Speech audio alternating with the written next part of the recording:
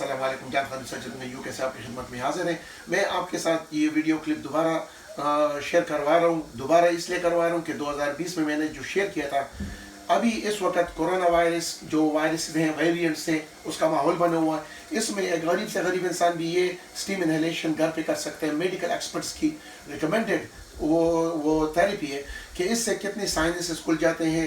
اس کو انہیل کریں ناک کے ذریعے ایسے آرام سے تاکہ لمس تک بھی پہنچ جائے۔